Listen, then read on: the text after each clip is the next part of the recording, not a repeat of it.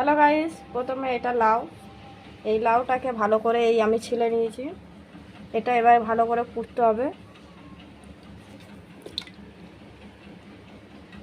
এইরকম ছোট ছোট করে কুটতে হবে, পাতলা করে নিতে হবে। এরকম এরকম পাতলা করে নিতে হবে, মোটা করে নিতে কিন্তু সিদ্ধ হওয়ার অসুবিধা।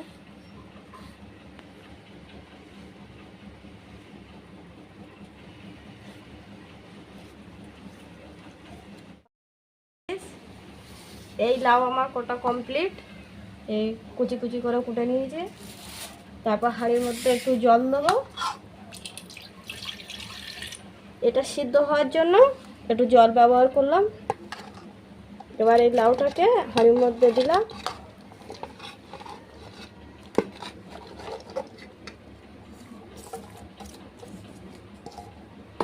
দিয়ে এবার দেবো লবণ পরিমাণ মতন, যতটা পরিমাণ নুন লাউ হিসাবে এই দিলাম। দিয়ে এটাকে আমরা গ্যাসের উপরে রেখে কিছুটা সিদ্ধ করে নেব।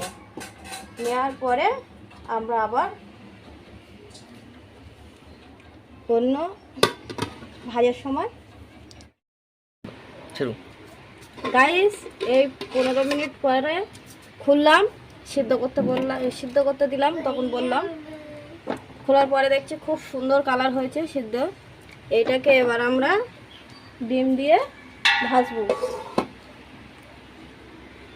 প্রথমে কড়াটা দিলাম,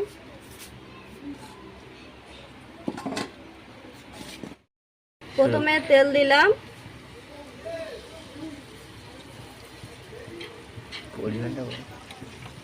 তেল, তারপরে আমরা পেঁয়াজ কুচি দিলাম। তেলটা গরম হওয়ার পরে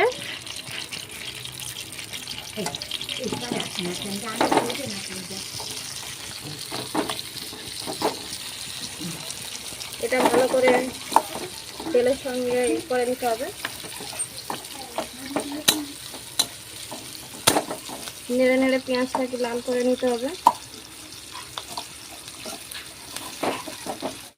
পেঁয়াজ লাল হয়ে গেল, তারপর আমি দেখলাম আদা রসুন কুচি বা বাটা, তারপরে দিলাম কাঁচামরিচ।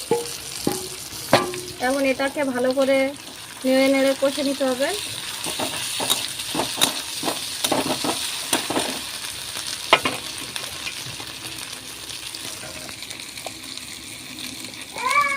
তারপরে পরিমাণ মতন হলুদ গুঁড়ো দিতে হবে। আমি এখানে দিলাম 1 চামচ।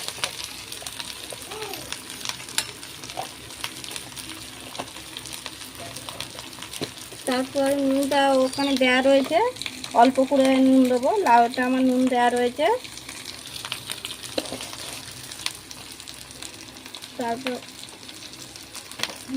তারপরে একটু ঝালের গুঁড়ো দেবো।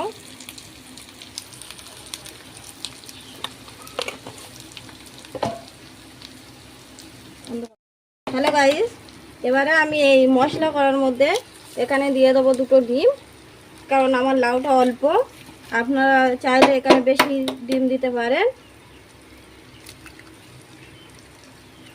এবার এটাকে ভালো করে নেড়ে চেড়ে ভালো করে মশলা তৈরি করে নিতে হবে।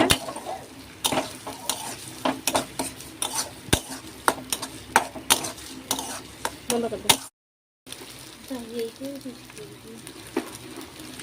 বন্ধুরা, ওটা আমার নেড়ে নেওয়ার পরে দেখো খুব সুন্দর কালার হয়েছে।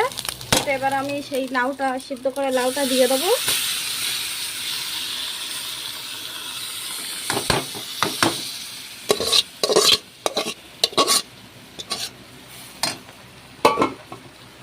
এবার এটা খুব ঘন ঘন নাড়তে হবে যাতে না নিচে বসে যায়।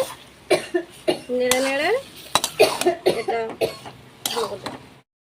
হ্যালো বন্ধুরা, এটাকে আমি এইরকমভাবে 2-3 মিনিট নাড়তেই থাকবো, কারণ এটা লাউ না নাড়লে রেখে দিলে এটা আবার নিচে ধরে বসার সম্ভাবনা বেশি।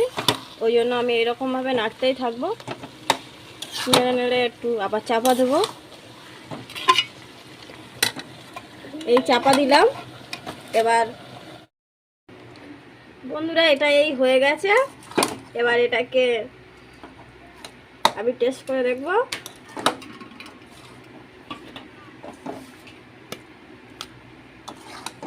এটা খুব সুন্দর কালার হয়েছে। আপনারা পারলে বাড়িতে লোক কুটুম আসলে রান্না করতে পারেন, খুব সুন্দর ভালো লাগবে বন্ধুরা।